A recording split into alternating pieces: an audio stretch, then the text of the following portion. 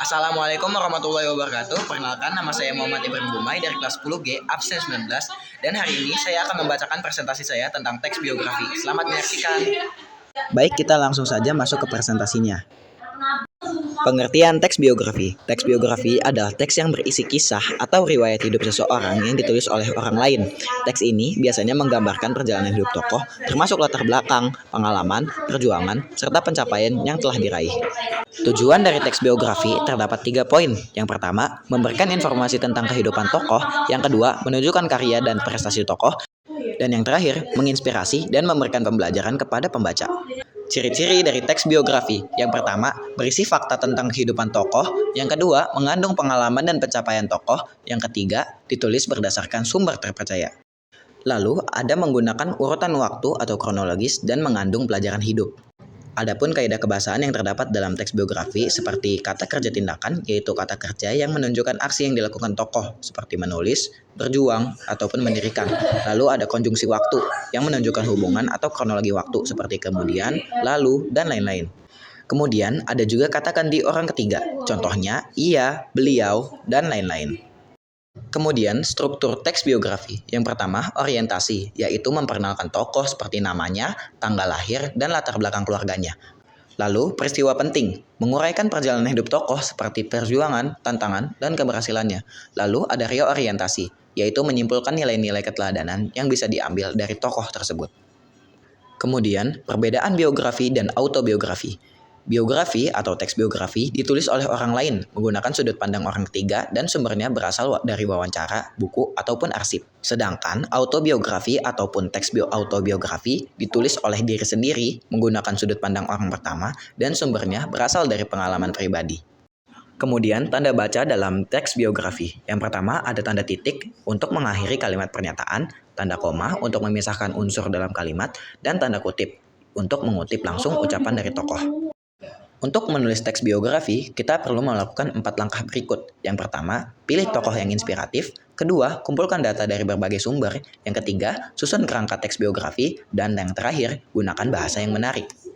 Berikut adalah contoh teks biografi yang saya tulis tentang Tan Malaka. Silahkan dibaca ya teman-teman.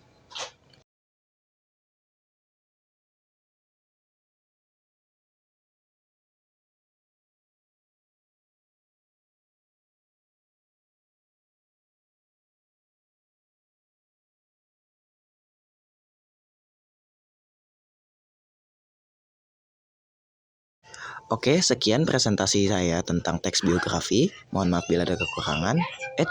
Tapi tunggu dulu teman-teman, jangan di-close dulu videonya. Karena masih ada satu lagi nih bagian dari video ini. Video ini belum selesai teman-teman.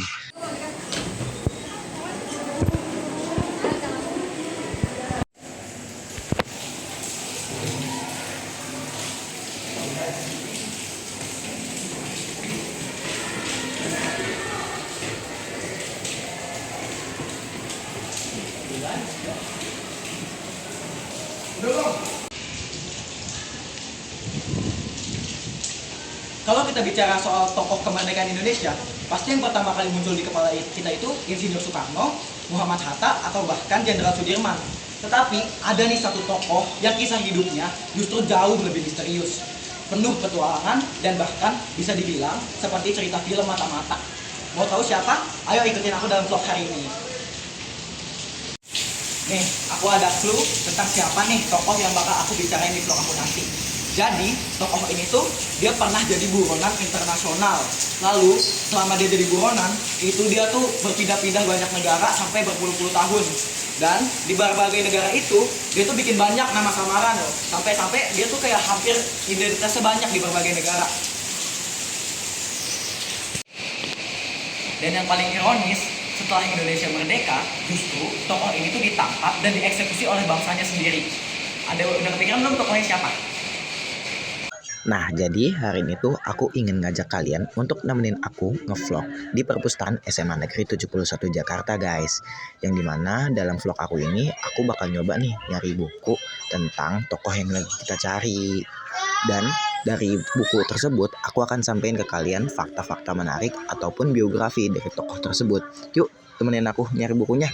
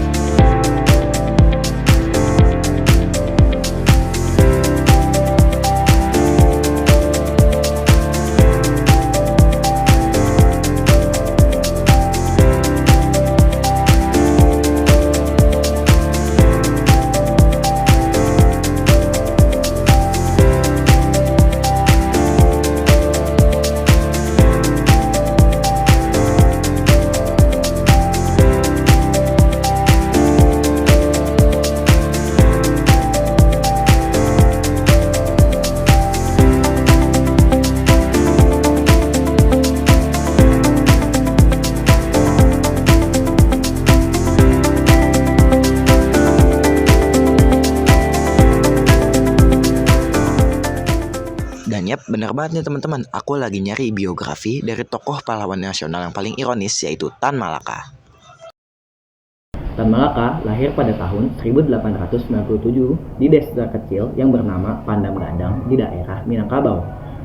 Nama aslinya sebenarnya panjang, yaitu Datuk Ibrahim Tan Malaka.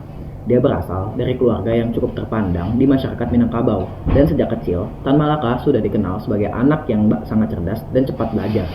Pada masa itu, sebenarnya kesempatan pendidikan bagi pribumi itu sangat terbatas. Kebanyakan masyarakat itu tuh hanya dapat menganyam pendidikan dasar, bahkan ada yang sama sekali nggak sekolah.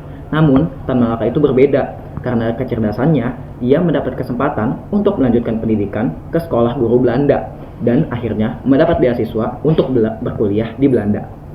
Bayangkan situasinya, pada awal abad ke-20, sangat jarang orang Indonesia yang bisa berpendidikan tinggi, bahkan bisa berkuliah di Eropa. Bahkan untuk pergi ke sana membutuhkan perjalanan laut yang sangat lama, bahkan bisa sampai berminggu-minggu atau berbulan-bulan.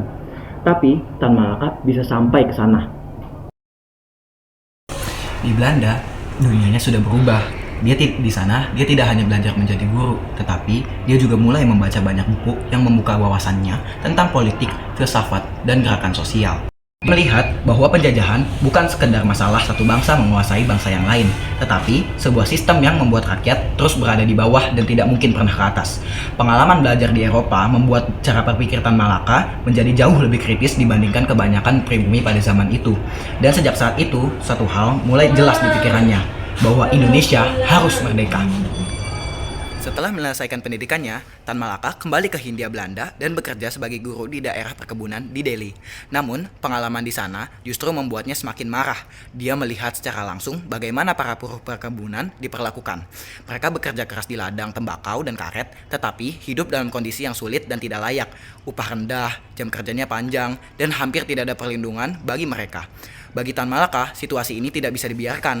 Akhirnya, dia mulai aktif dalam gerakan politik dan bergabung dengan Partai Komunis Indonesia, yang saat itu merupakan salah satu organisasi paling vokal dalam melawan kolonialisme Belanda. Namun, aktivitas politiknya membuat pemerintah kolonial Belanda khawatir. Tan Malaka dianggap terlalu berbahaya. Akhirnya, pada tahun 1922, ia ditangkap oleh pemerintah kolonial Belanda. Tapi, alih-alih dipenjara di dalam negeri, Belanda mengambil keputusan lain. Tan Malaka diasingkan ke luar negeri. Ironisnya, pengasingan itu justru membuka babak paling luar biasa dalam hidupnya. Selama bertahun-tahun setelah diasingkan, Tan Malaka hidup sebagai pelarian politik. Dia berpindah-pindah negara, dari Filipina ke Thailand, ke Cina, dan bahkan sampai ke Soviet Union. Hidupnya penuh risiko, karena jika identitasnya terbongkar, dia bisa langsung ditangkap atau dideportasi. Untuk menghindari itu, Tan Malaka menggunakan banyak nama samaran. Beberapa sumber bahkan menyebutkan bahwa ia pernah menggunakan lebih dari 10 nama samaran. Dia hidup seperti bayangan, tidak memiliki rumah tetap, tidak bisa menggunakan nama sendiri, dan selalu harus berpindah dari suatu tempat ke tempat yang lain.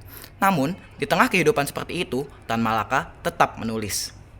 Satu karyanya yang paling terkenal adalah buku Madilog yang ditulis pada tahun 1943. Madilog adalah singkatan dari materialisme, dialektika, dan logika. Melalui buku ini, Tan Malaka mencoba memperkenalkan cara berpikir ilmiah kepada masyarakat Indonesia. Menurutnya, bangsa Indonesia tidak bisa maju jika hanya mengandalkan tahayul, mitos, dan kepercayaan budaya. Masyarakat harus belajar berpikir kritis, rasional, dan logis. Buku ini menjadi salah satu karya filsafat politik paling penting yang pernah ditulis oleh tokoh Indonesia pada masa itu. Ketika proklamasi kemerdekaan Indonesia terjadi pada tanggal 17 Agustus 1945, Tan Malaka sebenarnya sudah berada di Indonesia secara diam-diam.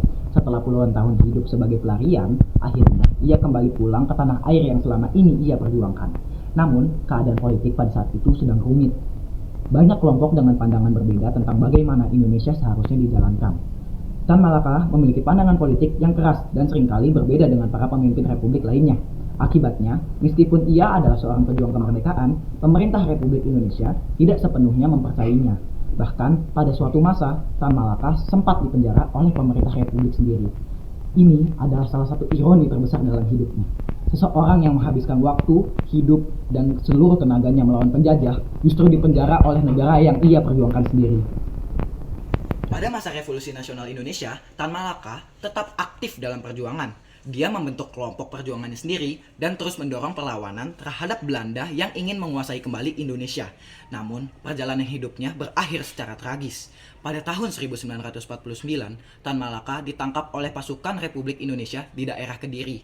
Tidak ada pengadilan yang jelas, tidak ada proses hukum yang transparan, namun tak lama setelah itu Tan Malaka dieksekusi.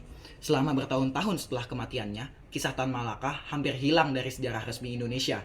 Namanya jarang disebut, perannya jarang dibahas, bahkan banyak orang yang tidak tahu bahwa ia menjadi salah satu tokoh penting dalam perjuangan kemerdekaan Indonesia.